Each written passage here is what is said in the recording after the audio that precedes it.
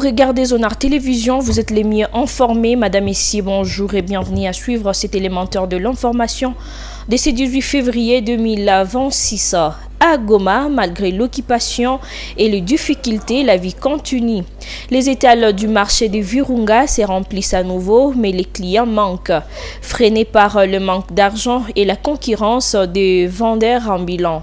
Entre fermeture de banques et accès limité aux liquidités, l'économie reste fragile. Pourtant, la population fait preuve de courage et s'adapte, portée par un taux d'échange qui reste relativement stable.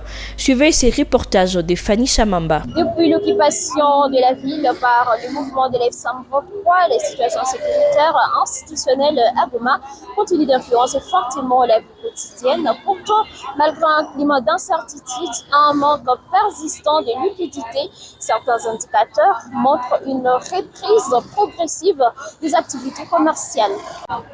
Au marché de Virunga, l'un des plus grands centres névralgiques du commerce local, les étals sont à nouveau bien garnis. Produits vivrières, d'art importés et articles divers sont disponibles en quantité plus importante qu'auparavant. Cependant, les clients se font plus rares en cause la baisse du pouvoir d'achat, mais aussi la multiplication des commerçants ambulants qui investissent le rue environnante, détournant une partie de la clientèle des vendeurs installés dans le marché officiel. Ces derniers dénoncent une concurrence difficile dans un contexte déjà fragile. Basi leo hii tuko nauzisha tofauti na ginzi tulikuwa nauzisha mbele. Yenye tuko na furahi yako, hakuna soda niko na tukamata munjia, sasa tunaenda tafuta regime kwenye tuko naenda kutafutia juu njia ya mbali. Lakini kuuzisha ni tofauti na ginzi tulikuwa nauzisha mbele. Hii tulikuwa napata himakuta, haiko leo hii tuko napata makuta tena sawa sawa na ginzi tulikuwa napata mbele. Hatupate. Maana vile ndio maana tuko nagombanisha njoo kusema sasa tuguse hata kudemile makazo tu ukaziriria kiriasa kuuzie juu ya nini, juu ya kuona makuta haziko. Maana ni saginzi hapa batembeza tumeisha kuwa bamingi. Babirere bote banaleta huku banaujisha ovyo ovyo. Saa ginzi hapa kumeza yangu unaniujishia mumetu. Nani kiria wangu nitani utaniuzia na wakutembeza na iko pale. Wakutembeza tareta sawa fungo 5 sensa. Mie niko kufungo 2 sensa. Hautaniuzi. Kunini kenye kitaacha unaniuzia ni juu aone ule wakukichwa habebe. Njoye nitaacha unaniuzia. Hata tumekuwa bakiria tumekuwa batembeza ba mingi ba maregime. Ndio maana hatuguse kumakuta leo hii. Rencontré en ville, l'économiste Alain Bouloury souligne que les circuits économiques formels restent affaiblis, notamment à cause de la fermeture de plusieurs banques. Cette situation limite alors l'accès aux liquidités et complique les transactions commerciales.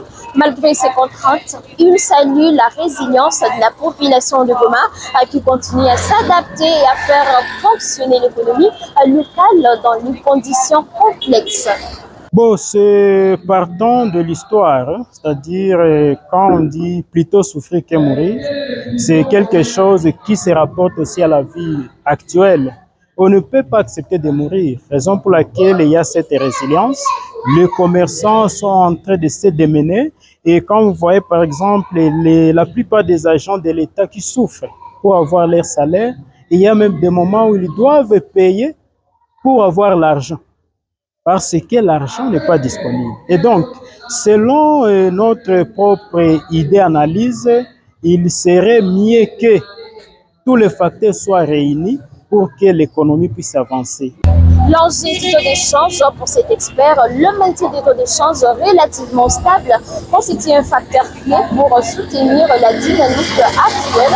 Un taux maîtrisé permettrait de préserver le pouvoir d'achat des consommateurs et d'offrir une meilleure visibilité aux commerçants.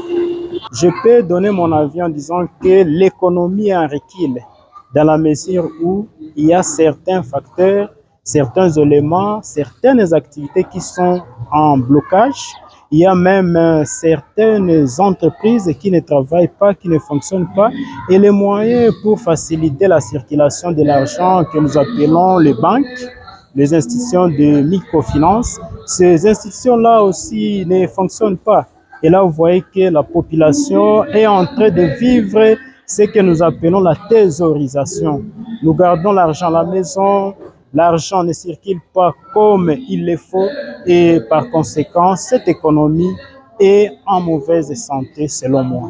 Dans les allées du marché de Virunga, une réalité s'impose malgré les difficultés. La vie économique ne s'est pas arrêtée. Elle s'adapte, portée par une population déterminée à maintenir le cap.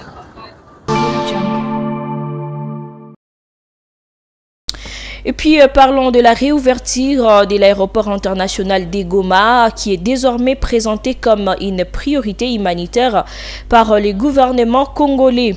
En marge de la 61e conférence de Munich sur la sécurité, la ministre des Affaires étrangères Thérèse Kayikwamba a déclaré aux médias allemands Deutsche Welle que cette infrastructure constitue une bouée de sauvetage pour l'acheminement de l'aide aux populations affectées par les conflits dans la province du Nord Kivu. Selon elle, la reprise des activités de l'aéroport est essentielle pour faciliter l'accès humanitaire et garantir l'approvisionnement en assistance sur les terrains. La chef de la diplomatie congolaise a également exprimé le souhait que la sécurisation du site soit confiée à la MONUSCO, qu'elle considère comme un acteur disposant d'une neutralité suffisante dans les contextes actuels. Pour rappel, l'aéroport de Goma est inopérationnel depuis la prise des contrôles de la ville par le M23 en janvier 2025.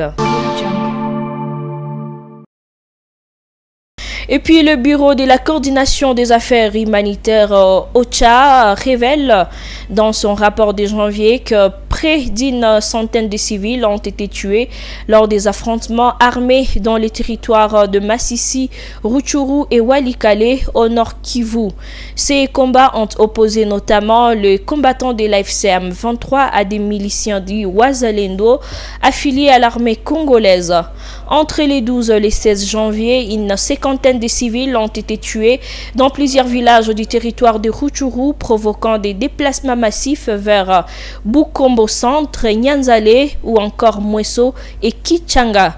À Masisi, Ocha signale également une frappe aérienne le 2 janvier qui aurait fait 11 morts et une quarantaine de blessés ainsi que la destruction d'un bureau d'ONG. La zone accueille déjà plus de 178 000 déplacés. À Walikale, des explosions attribuées à des drones ont entraîné de nouveaux mouvements des populations tandis que plusieurs structures de santé ont été pillées. L'hôpital de Pinga est signalé en rupture de médicaments. Enfin, un éboulement à Buruti a fait au moins 30 morts et coupé un axe routier stratégique dans les territoires de Walikale. L'Union européenne a annoncé une enveloppe de 81,2 millions d'euros d'aide humanitaire en faveur de la région de Grand Lac, dont 68 millions destinés à la République démocratique du Congo. Cette annonce intervient en marge de la visite à Kinshasa de la commissaire européenne chargée de la gestion des crises, Hadja Lahbib. Selon Bruxelles, ces financements permettra de fournir une assistance alimentaire d'urgence, des soins de santé et nutritionnels, ainsi qu'un accès à l'eau, à l'assainissement et à des abris pour les populations déplacées dans l'est du pays. Une partie des fonds, soit 13,2 millions d'euros, sera consacrée au soutien des réfugiés congolais dans le pays voisin, notamment au Burundi, ainsi qu'au renforcement de la préparation aux catastrophes dans la région. Plus de 21 millions de personnes ont actuellement besoin d'aide humanitaire en République démocratique du Congo, dans un contexte marqué par la persistance des conflits armés, les déplacements massifs des populations et une insécurité alimentaire croissante. Et pour finir, les audiences dans l'affaire impliquant les généraux Filemon Yav Irung se sont poursuivis ce 17 février 2026 devant la haute cour militaire. À la barre, le lieutenant-général Falsi Kaboué, cité comme témoin par la défense, a déclaré que ces officiers congolais, dont le général Yav, auraient été ciblés par le Rwanda en vue de leur élimination. Parmi eux figurent également les généraux Constant Ndima, Peter Chirimwami, Sylvain Ekenge, Ghislain Chikobo et John Chinabouma. Selon le témoin, ces officiers étaient considérés comme extrémistes par Kigali. Des déclarations contestées par le ministère public qui voit une tentative de diversion. Et la défense rejette toute accusation des liens entre son client et les autorités rwandaises. Le général Yav est notamment soupçonné d'avoir entretenu des contacts avec l'entourage de James Kabarebe, ancien commandant de la 3e zone de défense des forces armées de la République démocratique du Congo. Il avait été arrêté en septembre 2022. Et voilà, son procès intervient près de 3 ans après son interpellation. Et voilà tout pour les actualités de ce 18 février 2026 sur la première zone urbaine. Restez connectés et nous allons revenir sur d'autres points d'actualité, beaucoup plus sur l'observation du cessez-le-feu dans la prochaine production.